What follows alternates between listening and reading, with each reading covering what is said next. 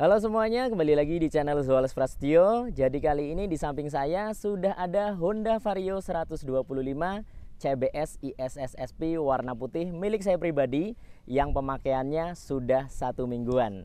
Nah, jadi di video kali ini saya akan sharing ke teman-teman semua kira-kira rasanya seperti apa sih menggunakan Vario 125 untuk harian. Kita nanti akan jalan ya, kita akan coba semuanya dari segi performanya, suspensinya, stop and go-nya, dan lain sebagainya. Nah, setidaknya bisa memberikan gambaran khususnya untuk kalian yang mau beli Honda Vario 125 biar makin tahu dan makin paham kira-kira seperti apa kalau motor ini kita gunakan untuk harian. Oke teman-teman, jadi ini dia unitnya Honda Vario 125 tipe CBS ISS SP warna putih milik saya pribadi yang pemakaiannya kurang lebih sekitar 1 mingguan. Jadi sebelum saya lanjut sharing seputar motor ini, saya akan beritahukan terlebih dahulu ke teman-teman semua. Jadi saat ini saya sedang pesen velg ya, velg untuk motor ini. Jadi saya akan ganti velg standarnya ke velg variasi. Nah, velgnya sendiri tentunya velg yang lagi viral, velg yang paling banyak dicari dan dipakai ya oleh anak-anak muda khususnya pengguna Honda Vario 125. Nah, jika teman-teman lihat di sini juga motor saya sudah mengalami beberapa perubahan. Nah, tampilannya sudah tidak standar lagi, ada beberapa part yang sudah terpasang. Jadi memang tujuan saya membeli motor ini untuk bahan modifikasi. Jadi saya akan banyak bikin project tentang motor ini. Jadi buat kalian yang terus penasaran nanti tampilannya akan seperti apa ketika motor ini sudah dimodif, kalian bisa ikuti terus channel ini. Oke ya, sekarang kita akan sharing nih seputar motor ini. Jadi yang pertama yang akan saya sharing ke teman-teman semua, jadi Honda Vario ini menurut saya yang cukup mengejutkan yaitu dari konsumsi bahan bakarnya teman-teman. Jadi setelah saya menggunakan kurang lebih sekitar 1 mingguan, saya merasakan ternyata motor ini irit banget ya. Kita coba nyalakan dulu. Jadi kita akan lihat average-nya. Nah, di sini sudah terlihat ya untuk average-nya 55,1 km dalam 1 liternya. Itu menurut saya cukup irit. Gak hanya cukup irit tapi memang sangat irit ya. Motor 125 cc 1 liter bisa sampai 55,1 km. Nah, kemarin juga sudah kita coba riset beberapa kali dan hasilnya selalu di atas 50 kilometeran ya dalam 1 liternya. Kita lihat dulu di sini. Nah, untuk odonya di sini sudah 202 km ya. Jadi pemakaian 1 minggu sudah 202 km. Jadi ketika saya beli motor ini baru, saya isi full. Nah, saya pemakaian 202 km itu kurang lebih baru kurang setengah teman-teman bensinnya ya. Nah, kemarin sore baru saya isi lagi. Nah, kemudian untuk tripnya, nah tripnya sudah 59,6 ya. Setelah di reset, saya pakai dari kemarin sore sampai sekarang 59,6 km.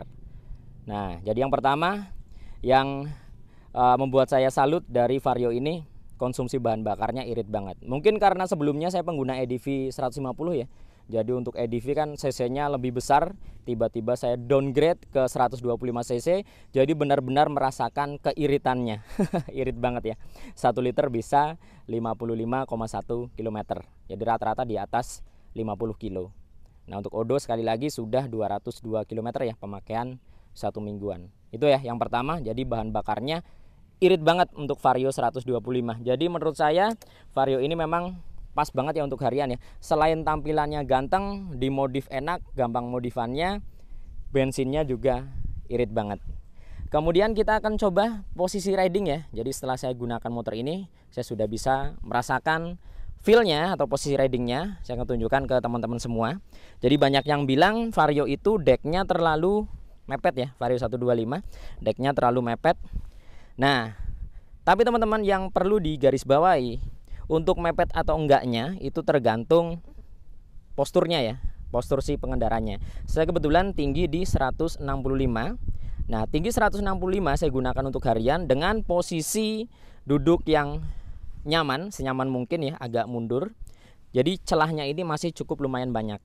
Nih ya, ini saya tinggi 165, jaraknya ini masih ada sekitar 5 jari lebih. Jadi dengan tinggi badan 165 saya rasa oke-oke aja, nggak ada masalah. Jadi memang dari segi mepet memang tergantung tinggi si pengendara. Itu ya, mungkin kalau tingginya 170 lebih bisa lebih mepet lagi. Tapi kalau saya pribadi aman, nggak ada masalah. Kemudian di bagian pijakan kakinya ini juga cukup luas nih ya. Saya pakai sandal di ukuran 42. Nah, dia jaraknya jauh. Jadi untuk ukuran sandal 44 juga saya rasa masih cukup lumayan lega ya, jarak antara depan ke belakang. Itu sih ya untuk posisi riding di bagian kaki. Nah, kemudian posisi riding untuk bagian tangan teman-teman. Ini yang perlu saya sampaikan juga. Jadi menurut saya Vario 125 ini lebih cocok digunakan untuk perkotaan yang kalian itu setiap hari perjalanannya tidak terlalu jauh. Karena kenapa? Jadi Vario 125 ini dia punya stang yang posisinya nunduk ke bawah. Nah, seperti ini. Jadi kalau kita gunakan motoran kurang lebih sekitar 1 jaman, itu kerasa banget pegel. Jadi pegel yang saya rasakan itu kalau naik motor ini kelamaan di bagian pinggang. Pinggang kerasa pegel ya, karena memang kita kan harus dipaksa nunduk ke depan. Setelah itu yang kerasa pegel itu di bagian lengan, karena kita harus nahan. Apalagi kalau sering ngerem ya, sering macet, sering ngerem, stop and go, itu bakal nahan di bagian tangan. Jadi di bagian lengan ini bakal kerasa pegel, di bagian pinggang juga kerasa pegel. Nah, di bagian jok tidak terlalu pegel ya, karena memang joknya ini cukup luas. Joknya cukup luas, jadi nggak begitu pegel. Walaupun menurut saya busanya kurang empuk, tapi masih oke. Jadi itu ya. Jadi menurut saya Vario 125 ini lebih cocok digunakan untuk harian dalam kota yang perjalanannya tidak perlu menempuh waktu yang lama, tidak begitu jauh. Tapi kalau kalian beli motor ini untuk touring yang suka motoran, pulang kampung, andaikan dari Jakarta ke Jawa, saya nggak rekomendasikan. Mending kalian beli PCX atau IDV yang jelas nyaman. Asli pegel kalau kalian naik motor ini kelamaan, pegel. Itu sih ya. Jadi secara posisi stang memang kalau kita bandingkan dengan Beat, Scoopy lebih nyaman di Beat dan Scoopy karena posisinya dia naik. Vario ini nunduk. Oke ya, jadi itu yang pertama yang perlu saya sampaikan dari konsumsi bahan bakar dan posisi ridingnya. Nah, sekarang kita akan coba jalan. Kita akan coba semua dari segi pengereman. Kita akan coba liak-liuk kira-kira entengnya seperti apa. Stop and go-nya kita coba. Pokoknya kita akan coba semuanya seputar Honda Vario 125 ini. Oke, gas, kita langsung jalan ya. Oke, kita langsung coba jalan ya. Kita muter-muter dulu di sekitar sini teman-teman. Setelah itu kita keluar ke jalan raya ya.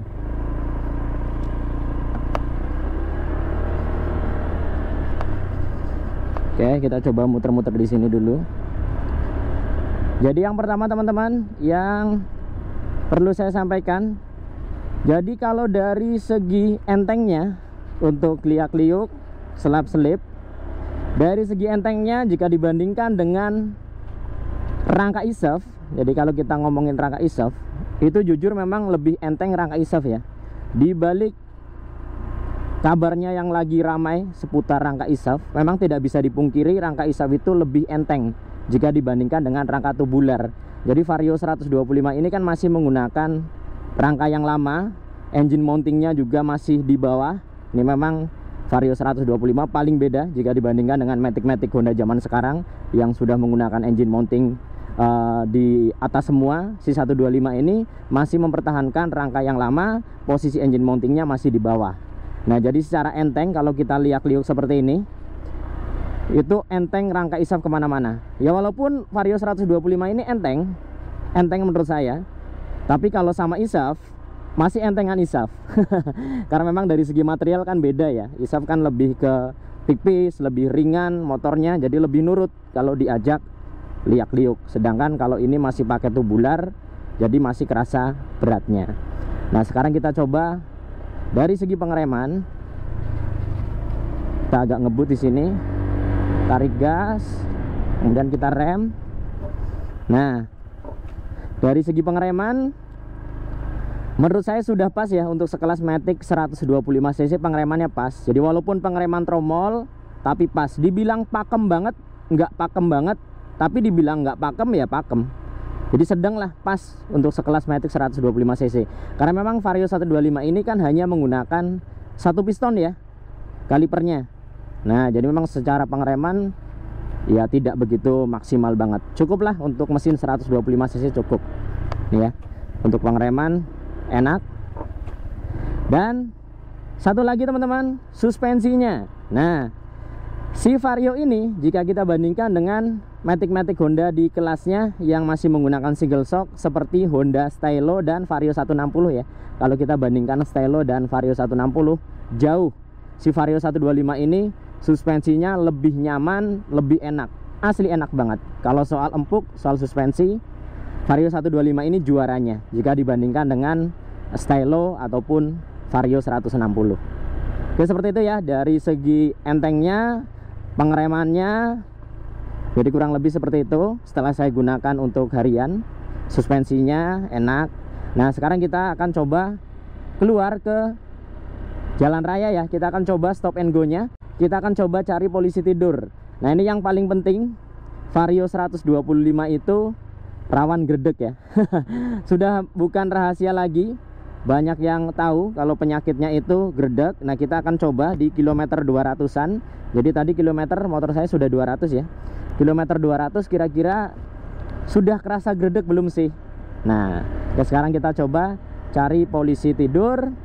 Kemudian kita akan coba stop and go nya. Di jalan raya kita akan coba selip-selip dan stop and go.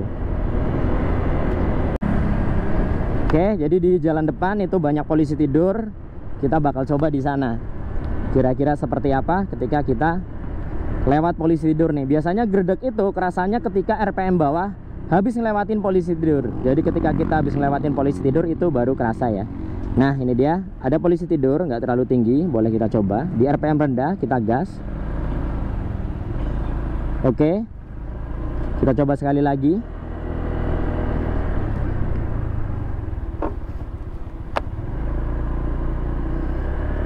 Nah, jadi secara gredek nih ya, jujur saya katakan, memang waktu pertama turun sampai sekarang pemakaian seminggu itu mulai ada kerasa gredek. Walaupun gredeknya itu masih minim atau tipis. Jadi gredeknya belum yang parah sampai getar banget, sampai spakbornya goyang, enggak. Tapi mulai ada tanda-tanda gredek, teman-teman ya. Padahal kilometer ini baru di 200 ya. Nah, 204 km. Jadi sudah mulai ada tanda-tanda getar atau gredek ya, walaupun nggak terlalu gede dan masih tipis. Nah, nanti akan saya update lagi ketika kilometer sudah sampai 1000. Nah, biasanya di kilometer 500 ke atas itu sudah mulai rawan-rawan gredeknya nih. Nanti kita akan coba lagi ya di video yang selanjutnya. Jadi buat kalian yang tetap penasaran, terus penasaran dengan motor ini, stay tune di channel saya, tetap pantengin terus. Jangan lupa nyalakan notifikasinya biar nggak ketinggalan ketika saya upload video baru ya. Oke, kita coba lagi di depan. Kita coba lagi di depan. Di sini ada polisi tidur lagi. Nah, ditarikan awal. Nah, ada gredeknya tipis. Jadi kalau saya coba waktu baru ya, masih kilometer di bawah 100, itu bener-bener halus, sama sekali nggak ada gredek. Nah, kalau ini mulai ada gredek-gredek tipis. Ya wajar sih ya. Memang semua motor Matic pasti gredek, nggak ada Matic yang nggak gredek. Tapi memang Vario ini paling gampang banget gredek gitu ya.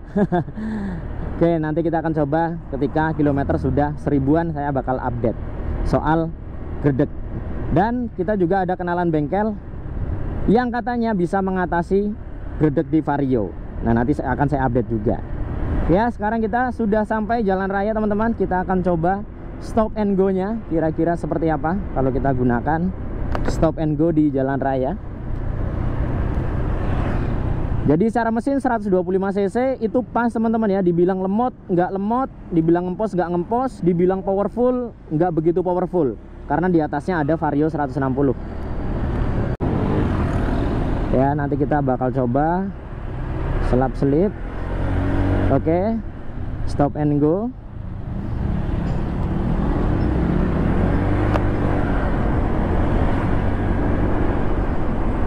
Enak sih,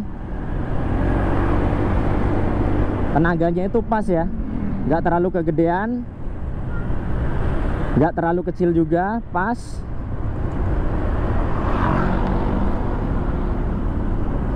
Dan kalau kalian teman-teman ya pengguna Vario 125, kalau pingin lebih enak lagi, kalian bisa lakukan apa yang saya lakukan. Jadi saya sudah ganti rollernya, kirian saya ganti dikit, roller saya pakai Genio ya. Jadi roller standarnya sudah saya ganti dengan Genio yang ukurannya atau beratnya itu lebih enteng sedikit. Jadi terlalu keentengan juga nggak bagus ya, nanti dia lebih dengung suaranya, lebih gereng, terus nggak enak, kayak kosong. Nah kalau ke roller Genio ini pas banget nih, enak banget. Terus satu lagi teman-teman, ada satu part juga yang sudah saya ganti, yaitu injektornya. Jadi injektor saya pakai punya Vario 150. Jadi lebih enak kalau pakai 150 itu, ketika diganti injektor 150 suaranya pun beda. Jadi kerasa padat, suaranya jadi kerasa padat. Tarikannya lebih enak karena secara pengembunan atau semburannya itu kan lebih kenceng ya kalau yang 150. Walaupun bentuknya dan jumlah lubangnya sama injektornya, tapi kalau yang 150 itu lebih deres dia nyemburnya atau pengembunannya itu lebih cepat. Gitu ya. Oke, kita coba lagi. Salib. Enak ya. Ditambah saya memang baru ganti injektor 150. Jadi enak, lebih enteng, tarikannya gasnya itu lebih gede ya. Jadi kerasa lebih gede gasnya. Oke, jadi seperti itu teman-teman ya untuk stop and go, enak dalam perkotaan. Jadi memang saya rekomendasikan untuk Vario 125 ini lebih cocok digunakan di perkotaan ketimbang untuk touring. Kalau untuk touring saya nggak rekomendasikan, karena touring itu jauh, waktunya berjam-jam, itu gampang pegel nih ya. Kalau teman-teman lihat posisi tangan saya itu nunduk banget. Jadi kalau buat jauh pegel ya. Jadi untuk stop and go enak teman-teman, nggak ada masalah, enak banget, pas, tenaganya pas. Oke, sekarang kita coba di jalan keriting ya. Kita coba di jalan keriting.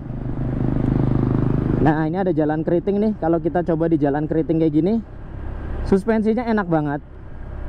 Jadi memang secara suspensi sudah saya jelaskan tadi, ini paling enak menurut saya, Matic Honda dengan suspensi single shock yang paling nyaman dibandingkan dengan Vario 160 dan Stylo. Ini enak banget.